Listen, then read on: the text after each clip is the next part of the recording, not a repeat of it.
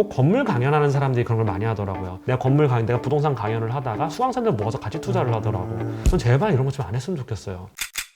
질문을 하나 가지고 왔는데요. 질문. 우리 또 컨텐츠를 찍어야지. 네, 저희 저번에 막 건물 투자할 때 뭐 문제점들이라던가 관련 컨텐츠들 여러 개 찍었었잖아요. 근데 조금 사례로서 형이 투자나 재테크 하실 때 좀 주의할 점 이런 걸 좀 정보를 주셨으면 좋겠어가지고. 최근 몇 년 동안 부동산 가격이나 뭐 코인 가격, 뭐 주식 가격 엄청 많이 올랐지만 어쨌든 뭐 계속 오를 수 있는 건 아니니까 자산 가격이라는 게. 근데 제가 이제 투자를 할 때 당시에 이거 1편 찍었을 때는 요즘에 좀 시장이 너무 많이 상승을 했고 되게 서울은 되게 분리돼서 움직이고 있는 것 같아요 지금. 근데 그 분리돼서 움직인다 할지라도 전체 시장의 대세, 그러니까 나중에 뭐 내년이라든가 내후년이라든가 공급량이 워낙 또 적어서 서울 아파트 가격이 2022년에도 오를 수밖에 없다라고 주장하는 쪽이 있고, 주장하는 쪽이 결국 핵심 논리 공급량이거든요. 그리고 떨어질 수밖에 없다, 조정기가 올 수 있다라고 하는 게 뭐 가계부채 문제라든가 금리라든가 여러 가지 문제들을 또 지적하는 분들이 있고, 근데 저는 이 이상의 가격에서 받아줄 사람들은 점점 줄어들고 있으니까 거래량이 터져가지고 뭔가 상승으로 가기에는 좀 어려운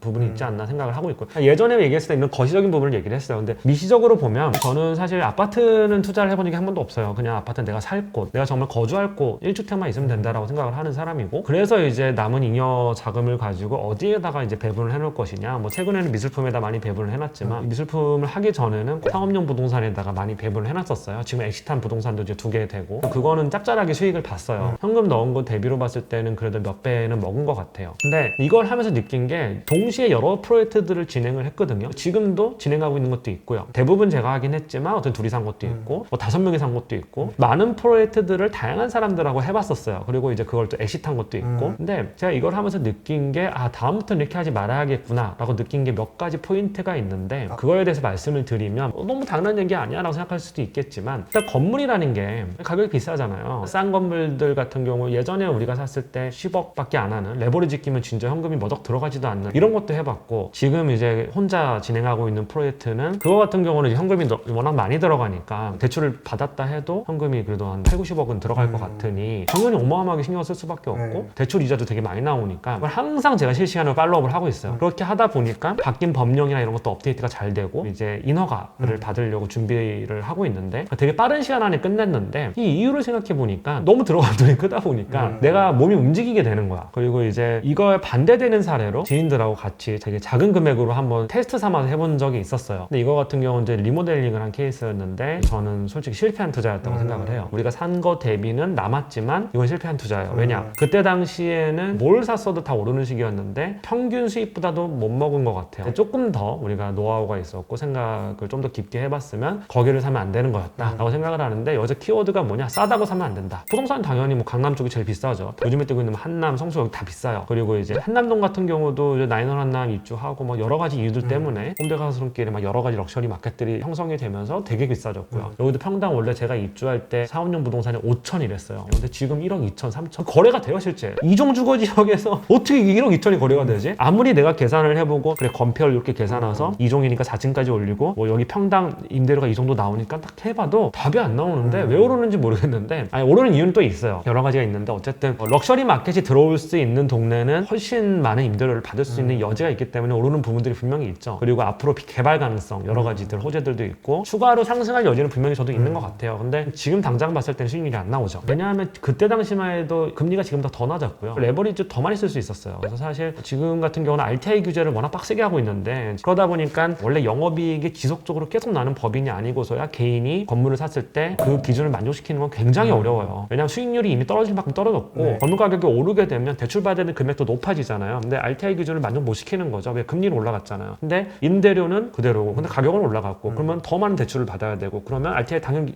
충족을 못 시키겠죠. 그럼 어떻게 되느냐? 대출 금액이 줄어요. 그럼 현금을 훨씬 많이 넣어야 돼요. 그러니까 더 이상 투자하는 게 2년 전하고 비교해도 상업용 부동산은 투자할 때 훨씬 많은 현금이 들어가게 돼 있어요 지금. 근데 2년 전에는 이런 규제들이 굉장히 느슨했기 때문에 정말 투자하기가 쉬웠어요. 그래서 그때 여력이 없었던 것도 아니고 돈이 없었던 것도 아닌데 3급지에 가는 것보다 최소 1.5급지 정도로 가서 투자를 했으면 훨씬 수익률도 높고 높았고 돈도 더 많이 벌었을 텐데 그때 당시에 그냥 싸다고 사면 안 되는 거구나 라고 많이 느꼈고요. 근데 왜 우리가 그런 판단을 했을까 생각을 해보니까 이 건물이 감정가액하고 똑같이 나온 거예요. 가격이. 감정가라는 게 은행 감정가를 얘기하는 거예요. 근데 이제 강남이나 뭐 한남동이나 뭐 성수동이나 아니면 이제 역세권들 있잖아요. 신촌, 뭐 합정, 네. 진짜 좋은 역세권들. 이런 역세권에 있는 경우는 만약에 감정가가 매가랑 거의 비슷하게 나오면 그거는 괜찮아요. 왜냐면 이미 역세권이라고 하는 게 그게 다 이제 가격이 다 반영이 돼 있고 많은 유동인구가 있고 교통도 좋고 이미 주변이 굉장히 많이 발전돼 있는 거죠. 역세권이 아닌 경우가 좀 문제가 되는 것 같아요. 왜냐면 감정가라는 게 은행에서 감정가 산정을 할 때 어떤 로직으로 산정하는지를 보니까 주변에 거래된 사례로 하는 거예요, 그냥. 근데 이거의 문제점이 뭐냐면 이미 실거래가 찍힌 걸 기준으로 하다 보니까 리스크는 적긴 한데 앞으로 발전 이런 부분에 대해서는 퀘스천 마크인 거예요. 은행은 어쨌든 담보권을 설정을 해야 되니까 이 정도의 거래가 계속 여기서 몇 개가 되고 있으니 이 정도는 감정을 할 수 있습니다라고 얘기를 하는 거고, 근데 당시에는 부동산 극상승기였잖아요. 이 상승기 때 강남을 중심으로 땅값이 움직인단 말이에요. 다 같이 올라가는데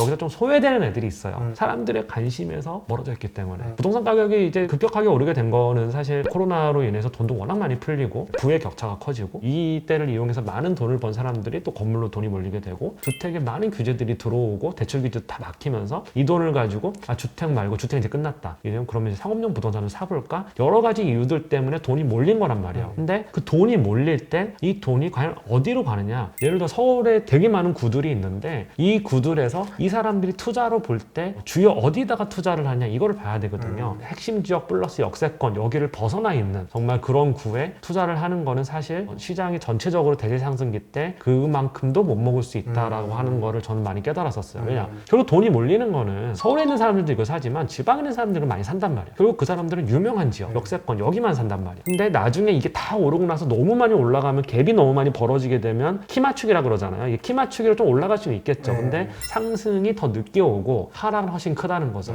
이런 데는 조금 리스크가 좀 크죠. 그래서 우리가 거기까지 생각을 못 했던 것 같아요. 그냥 이거 한번 재미로 해보자 했는데 조금 후회가 되는 게 그때 시장이 너무 좋았는데 좀 아쉽다라고 했던 게 하나가 있고요. 또 하나는 뭐가 있냐면 건물 투자를 할 때 어쨌든 목돈이 들어가니까 제 유튜브 영상들을 보다 보니까 건물 투자를 이렇게 할 때 뭐 여러 사람 거를 모아서 한다, 뭐 펀딩처럼 뭐 그렇게 하려고 하는 분들도 있고 혼자 하기엔 좀 부담스러우니 꼭 건물 강연하는 사람들이 그런 걸 많이 하더라고요. 내가 부동산 강연을 하다가 수강생들 모아서 같이 투자를 하더라고.